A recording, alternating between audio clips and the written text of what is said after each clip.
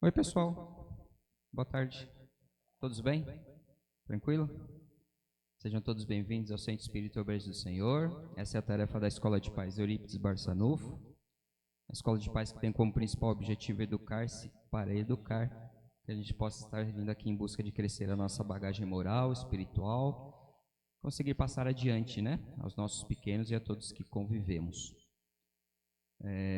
Nossa atividade é composta por 4 departamentos, um deles, DEPOI, que faz as entrevistas. Se tiver alguém chegando pela primeira vez aqui e quiser passar por entrevista, ou alguém que está com o cartão já vencido, pode pegar a senha lá no fundo e passar pela entrevista, tá bom?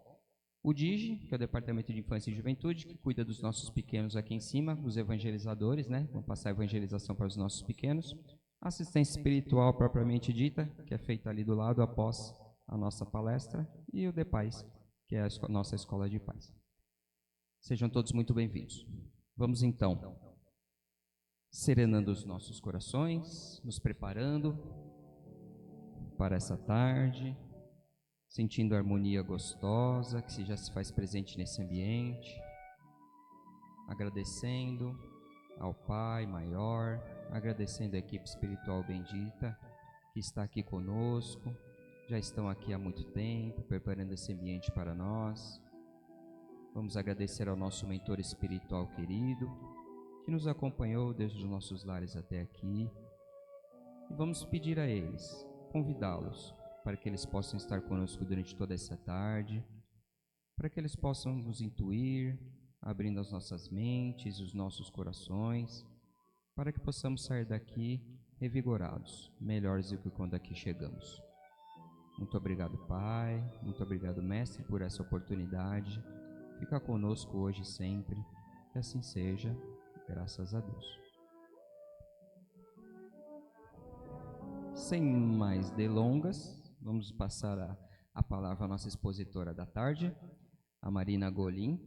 Seja muito bem-vinda. Ela vai trazer o tema para nós: deficiências e suas causas. Causas espirituais das deficiências físicas e intelectuais. Seja bem-vinda, Marina.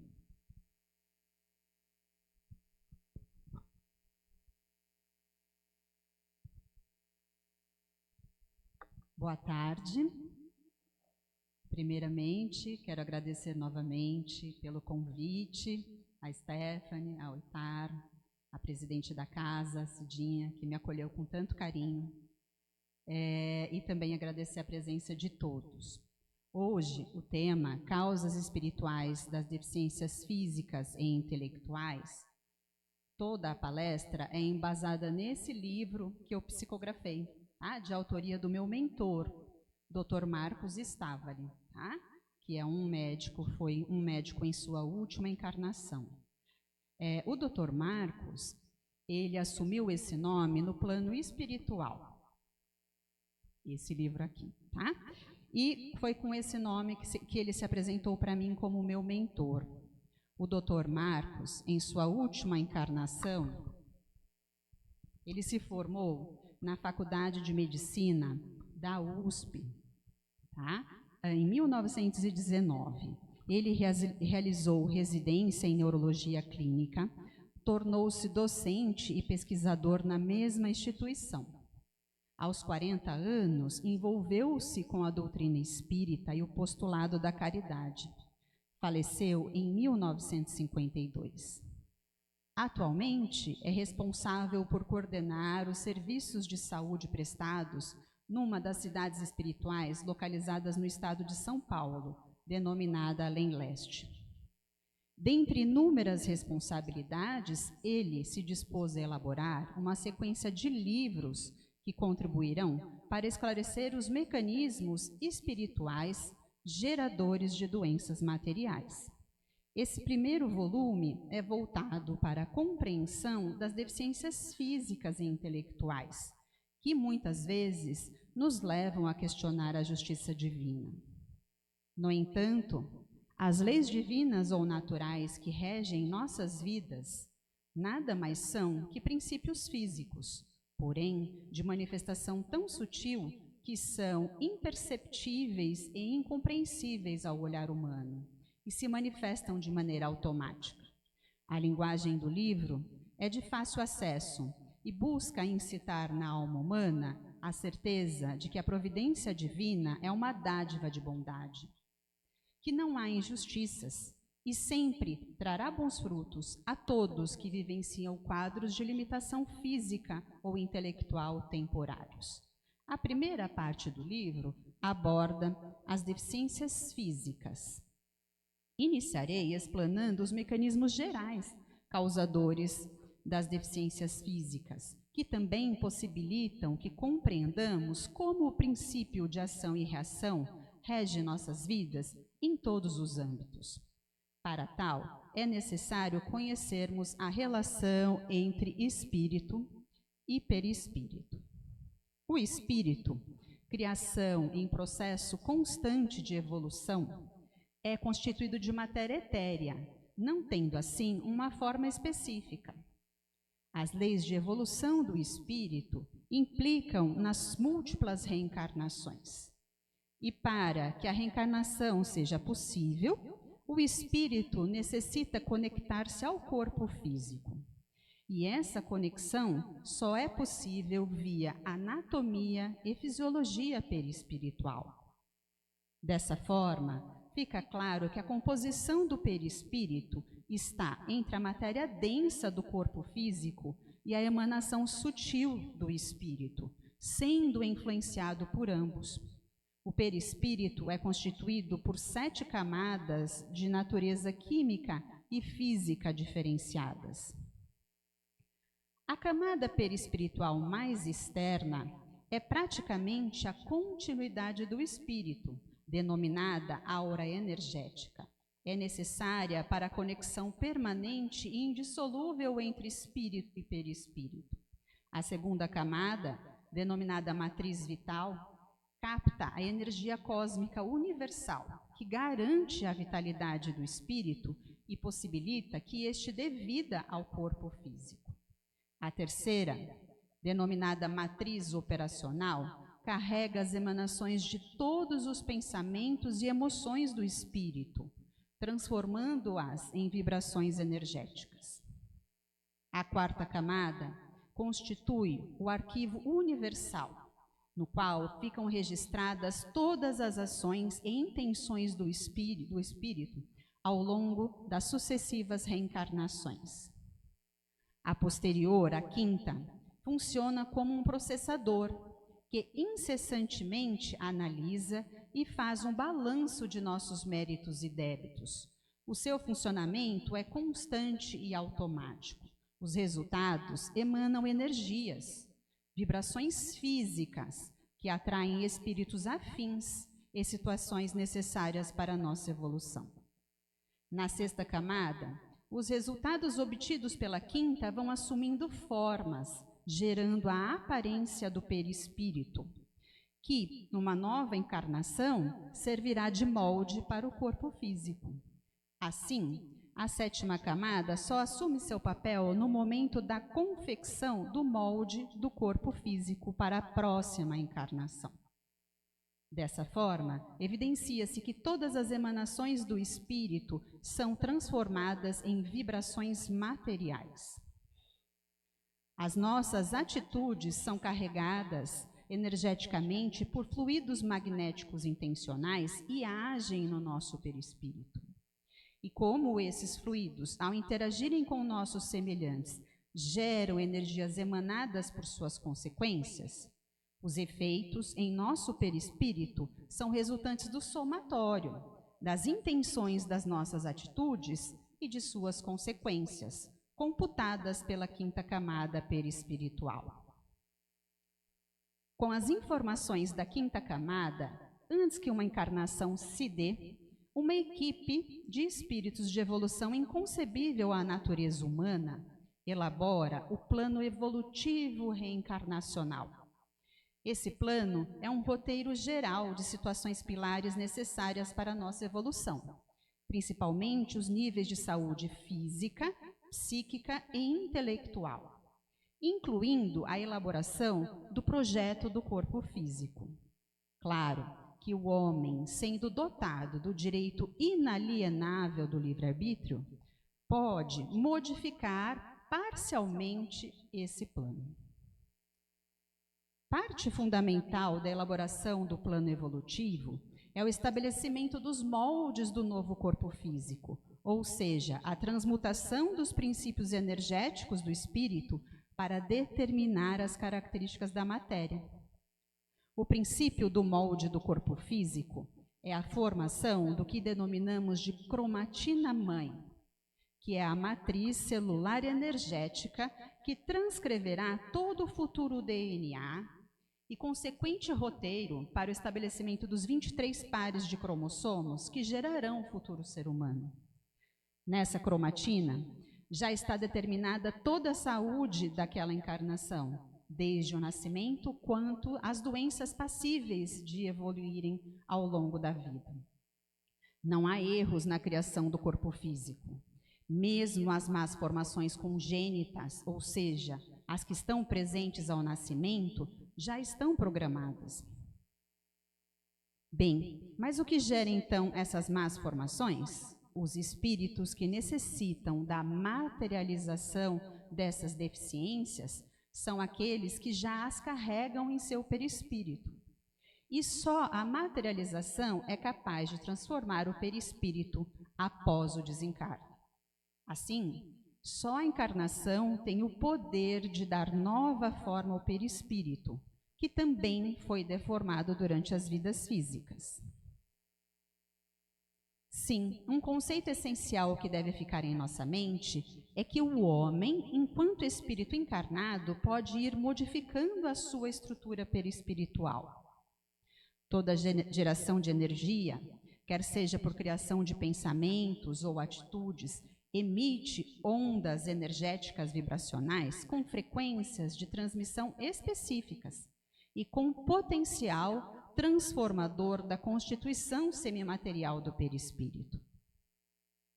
Quaisquer atos que praticarmos que tragam sofrimentos aos nossos semelhantes ou a nós próprios geram efeitos prejudiciais à estrutura da constituição do perispírito.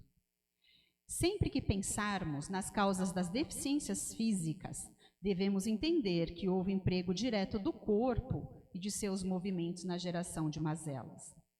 Dependendo do aproveitamento do encarnado com deficiência física, as experiências trarão sentimentos que gerarão a força energética necessária para as modificações semimateriais do perispírito após o desencarne, ou seja, a recuperação da sua forma.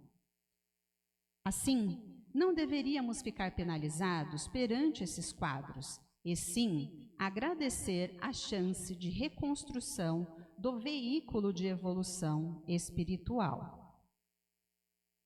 Após a compreensão dos mecanismos geradores gerais, citarei os principais tipos de deficiências físicas e alguns exemplos mais comuns de fatores causais.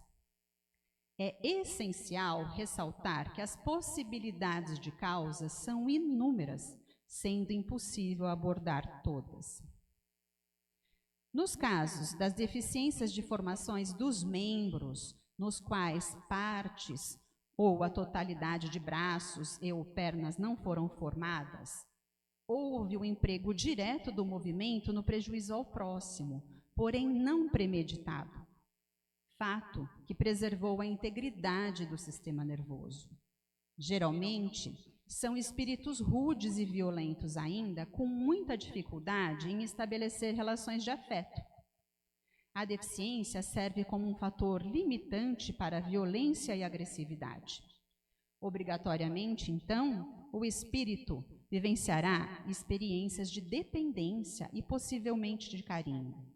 Em geral, inspirará nos demais encarnados outros tipos de sentimentos e vibrações.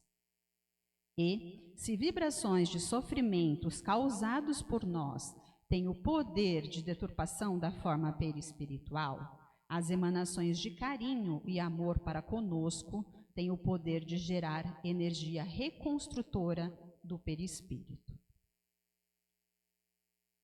As más formações do sistema nervoso central podem ser divididas em dois tipos: As do encéfalo, parte do sistema nervoso central que fica dentro da cabeça e inclui o cérebro, como nos casos de anencefalia, por exemplo.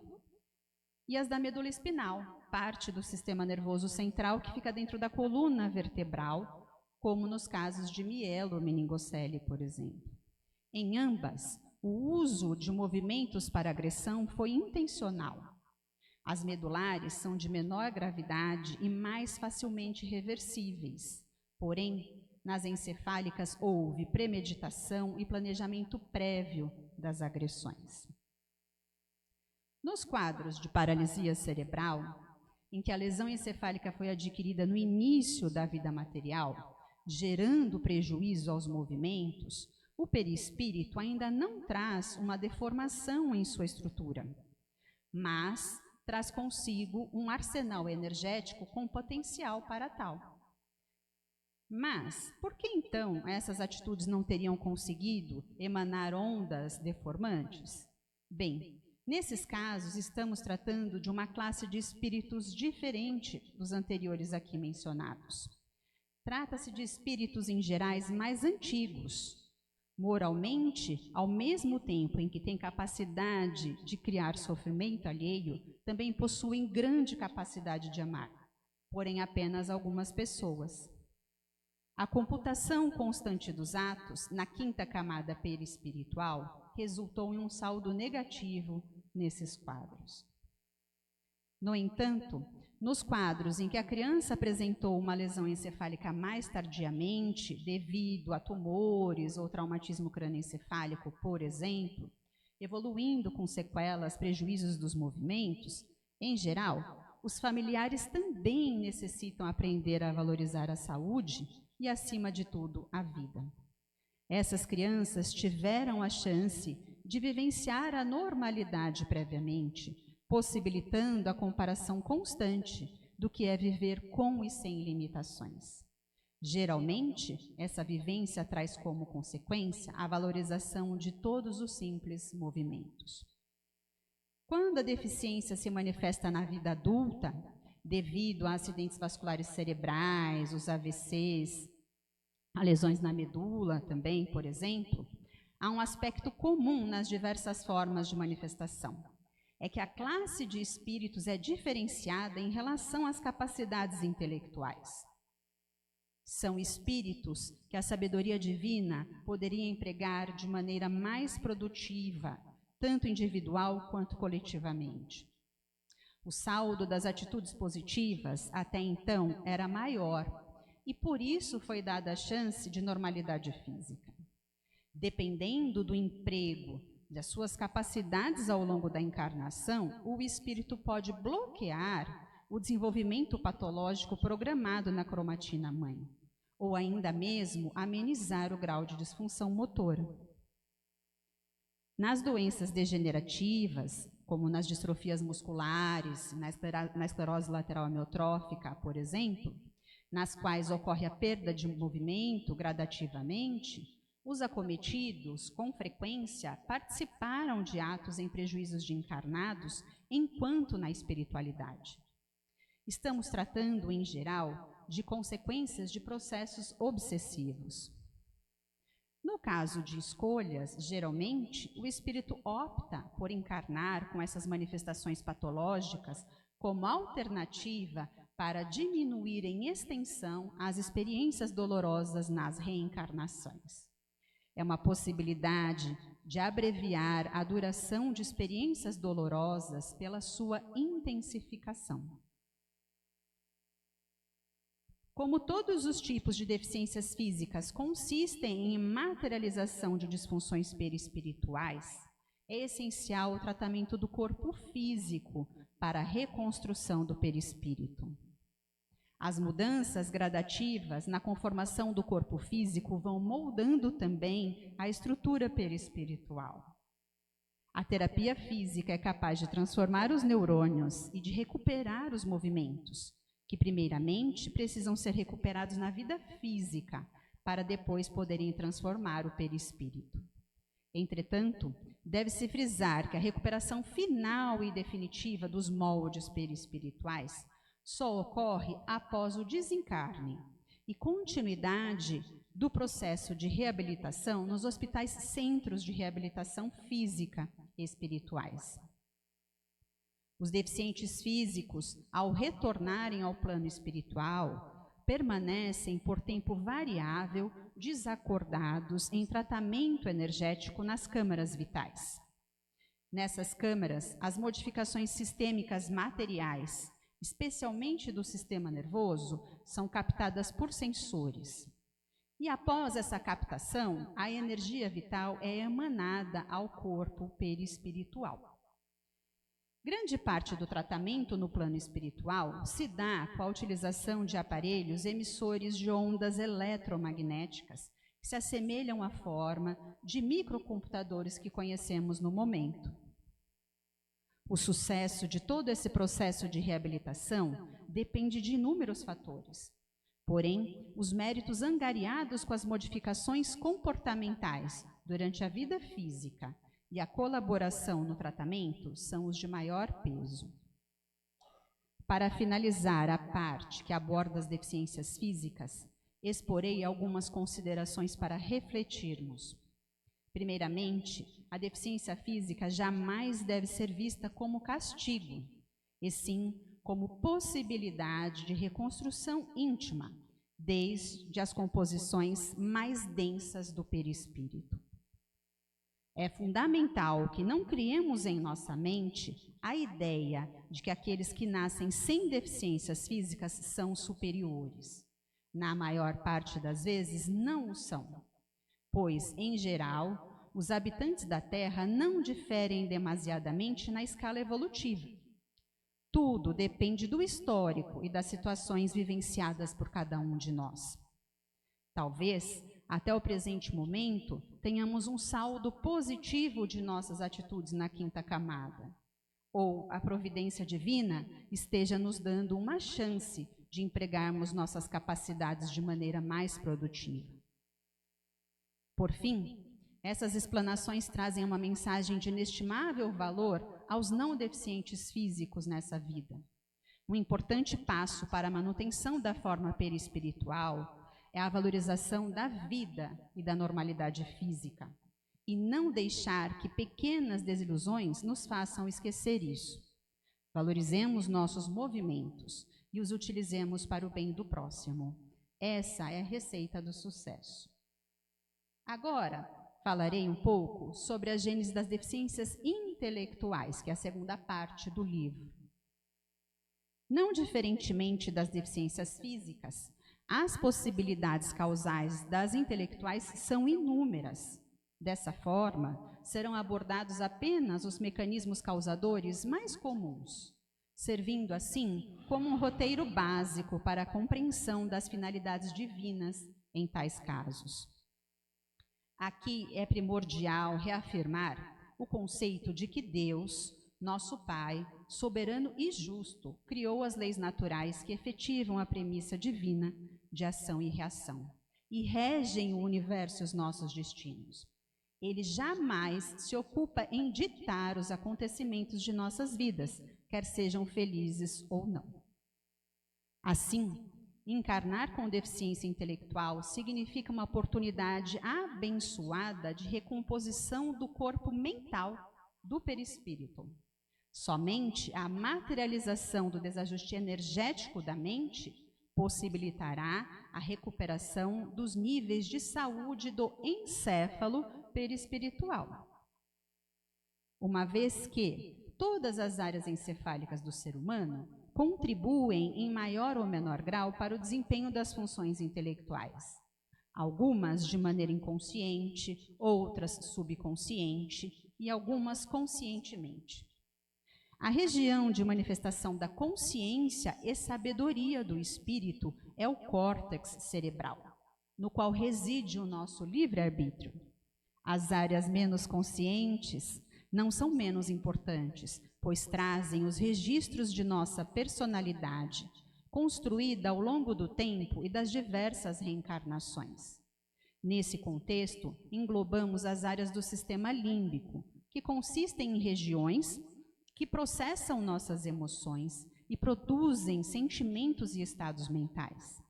Essas áreas trazem os registros de nossas qualidades boas e ruins, e ainda os instintos que temos que controlar com as áreas conscientes e racionais. As causas das disfunções intelectuais, tanto as de manifestação precoce quanto tardia, são pré-determinadas. Existem casos em que, pelos méritos angariados, há apenas uma força latente capaz de gerar disfunções intelectuais, mas que pode ser impossibilitada de se manifestar pelo comportamento e escolhas na atual encarnação. Nesse panorama é que estão inseridas as demências, como a doença de Alzheimer, por exemplo. Para compreendermos as causas de todas as formas de deficiências intelectuais, é necessária a elucidação dos mecanismos energéticos que deturpam a conformação do encéfalo perispiritual. Essa condição é essencial para a manifestação física de qualquer tipo de deficiência intelectual. Inicialmente, para diferenciarmos dos mecanismos geradores das deficiências físicas, no caso das intelectuais, não há a necessidade do emprego de nenhum movimento ou emissão de qualquer palavra para que o encéfalo seja prejudicado.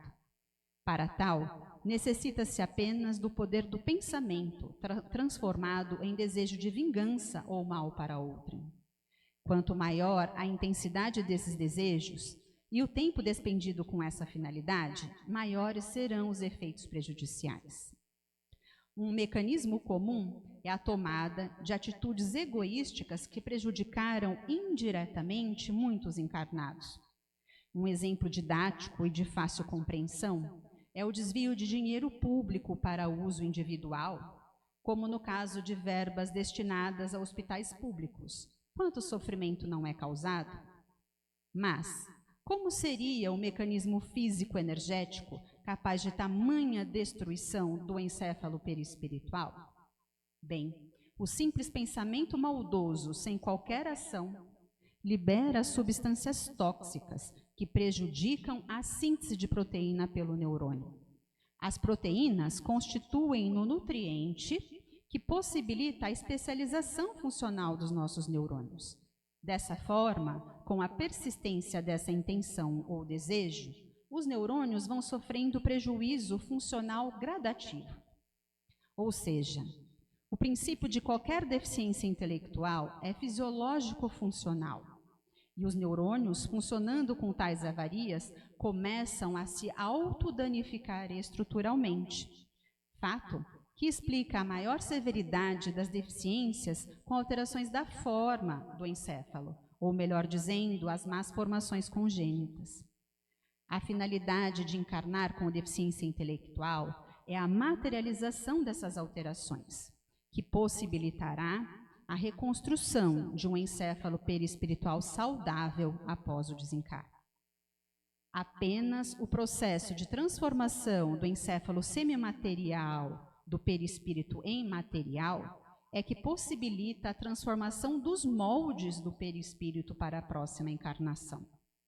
Bem, após a compreensão dos mecanismos causais gerais, farei breves observações sobre alguns quadros específicos de deficiências intelectuais. Há centenas de síndromes genéticas que trazem dentro de sua gama de sinais clínicos a deficiência intelectual. A mais frequente é a síndrome de Down, que adotarei para exemplificar. Como essa síndrome é bastante frequente, os fatores causais consistem em comportamentos muito comuns no nosso nível evolutivo, dos encarnados aqui na Terra. O mais comum é o uso das capacidades intelectuais para elaborar e praticar estratégias que prejudicaram o próximo, para trazer vantagens pessoais e egoísticas em encarnações prévias. As ondas eletromagnéticas de sofrimento geradas pelas atitudes naqueles prejudicados possuem uma frequência vibratória que faz com que sejam automaticamente atraídas para as células nervosas daqueles que idealizaram as situações. Um fator que piora demasiadamente suas consequências é que essas ondas de sofrimento são potencialmente prejudiciais aos neurônios perispirituais na proporção dos sofrimentos causados.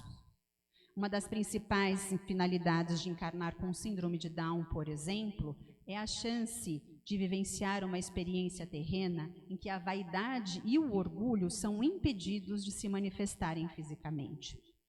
Geralmente, essas pessoas são carinhosas e inspiram sentimentos semelhantes nas pessoas próximas, o que não seria possível com os comportamentos prévios.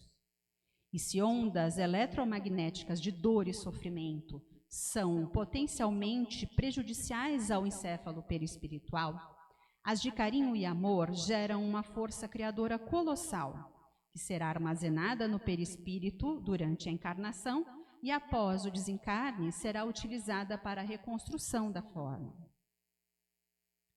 As deficiências intelectuais idiopáticas, ou seja, sem causa estabelecida, se manifestam isoladamente sem alterações cromossômicas determinadas. Em geral, viver com dificuldades de aprendizado gera experiências de valorização da normalidade intelectual e de seu uso em prol do bem ao próximo e da coletividade, e não apenas para satisfazer o egoísmo, exercer o prazer do poder econômico e da vaidade por posição social de destaque. As demências senis consistem na perda progressiva das capacidades intelectuais desenvolvidas ou adquiridas ao longo da vida. A forma mais comum é denominada como doença de Alzheimer. Comumente, esses espíritos trazem os registros perispirituais de comportamentos egoísticos que persistiram por várias encarnações, o que de forma alguma significa maldade, porque o que os move não é a vontade de prejudicar o próximo, e sim de não se deixarem prejudicar, porém de maneira equivocada. Esses comportamentos repetitivos geram deturpações de áreas límbicas do encéfalo perispiritual que modelam a nossa personalidade. Alguma providência precisa ser tomada. Se não sair desse ciclo vicioso, será praticamente impossível, ou seja, modificar a conduta seria praticamente impossível. Por isso, o processo resultante de degeneração contínua do encéfalo material possibilitará a reconstrução de um encéfalo perispiritual totalmente diferente. Ou seja, consiste numa possibilidade de desconstrução para a reconstrução íntima. Nos casos em que as deficiências sensoriais, como as visuais e auditivas, são associadas à deficiência intelectual, em geral, houve acompanhamento passivo dos efeitos devastadores das atitudes na vida do prejudicado. Por exemplo, nas diferentes formas de apropriação indevida de riquezas alheias ou bens materiais conquistados pelo esforço do próximo. Ou seja, a pessoa viu ou ouviu as consequências das suas atitudes prejudiciais.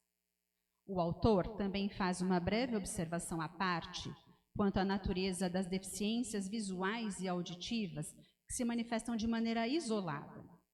Um fator causal comum às duas formas de disfunções sensoriais é o remorso, a sensação de culpa por atos prejudiciais cometidos. Nesses casos, em especial, não há correlação com a quantidade de atitudes, e sim com um comportamento autopunitivo. O remorso é corrosivo para as vias sensoriais. Em relação às deficiências intelectuais, todas as suas formas de manifestação apresentam uma finalidade divina e comum em sua essência, a transformação da personalidade. Os sentimentos gerados por essas experiências podem se tornar energia transformadora para os neurônios das áreas comportamentais do perispírito após o desencarne. Assim como os tratamentos de habilitação e reabilitação terrenos são ferramentas essenciais divinas para o aproveitamento máximo possível das habilidades intelectuais. A dedicação para a melhoria, quer seja intencionada pelo indivíduo acometido ou pelos familiares, constitui substrato energético para a transformação do caráter e reconstrução do perispírito. Para a recuperação das habilidades intelectuais prévias à encarnação com deficiência, É necessário o restabelecimento energético neuronal para a recuperação da forma do encéfalo perispiritual, que se dará no plano espiritual. Após o desencarne, os deficientes são recebidos nos centros de reabilitação cognitiva no plano espiritual. Nestes, os médicos restabelecem a capacidade intelectual e reflexiva dos mesmos, porém inicialmente de maneira temporária, para que seja feita uma retrospectiva da encarnação. Nessa retrospectiva, as experiências são revividas como se acontecessem novamente, trazendo os sentimentos e emoções experimentados. E do aproveitamento íntimo dessas sensações é que será extraída a matriz energética para a recomposição do encéfalo perispiritual. A sua capacidade reparadora será proporcional às modificações comportamentais obtidas. E somente após a racionalização dessas modificações que as áreas instintivas do encéfalo serão reconstruídas. Em linhas gerais, para a recuperação estrutural e funcional do encéfalo perispiritual, são aplicadas sessões de estimulação magnética transcraniana, que também se assemelham a microcomputadores que conhecemos na atualidade. Para finalizar, gostaria que refletíssemos na afirmativa do autor, de que ninguém está livre de construir um quadro de deficiência intelectual para si. E a única alternativa para evitar essa enfermidade da alma é a reforma íntima e o exercício de um padrão comportamental que combata o egoísmo, o orgulho e a vaidade doentia que ainda estão impregnados em nossa essência. Caso tenham se interessado pelo tema e queiram aprofundar o conhecimento na área, há exemplares do livro, não sei se vocês já viram à venda aí no cantinho, todas as informações foram extraídas dele. Também tem nas plataformas digitais, como na Amazon. Os direitos autorais vão todos para o abrigo de idosos do Bezerra de Menezes, de São Paulo.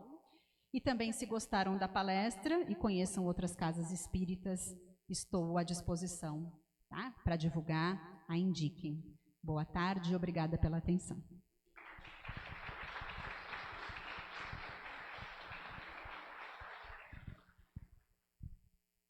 Obrigado, Marina. Nós que agradecemos a Marina, tanto material, bastante coisa mesmo, em pouco tempo que a gente tem aqui para explanar, né, sobre tudo. Então, quem quiser se aprofundar um pouco mais, como ela falou, o livro dela está à disposição ali no fundo, quem quiser adquirir, tá bom? Se quiser também conversar com ela, fazer alguma pergunta, ela está à disposição um tempinho aqui para a gente, tá? Ok. Então, vamos novamente, aproveitando a oportunidade para pedir aos nossos tarefeiros da Câmara que vão se posicionar para nosso atendimento. E em seguida nós vamos aproveitar para serenar os nossos corações novamente, sentando confortavelmente, relaxando o nosso corpo físico. Vamos mais uma vez agradecer por tanto que aqui recebemos, por tanto aprendizado, por tanto material que temos para poder refletir, pensar, nos instruir, pesquisar, continuarmos sempre aprendendo. Muito obrigado, Pai, por essa oportunidade bendita, que vocês possam levar essa tranquilidade e essa harmonia que se faz presente aqui, de retorno até os seus lares, que possam distribuir a todos que lá estiverem, que a gente possa ter uma semana de paz, de tranquilidade e que possamos, na próxima semana, estar aqui novamente para nos banhar nesse manancial de paz, de amor e de luz. Muito obrigado, Mestre. Fica conosco, Pai, hoje e sempre. Que assim seja. Graças a Deus.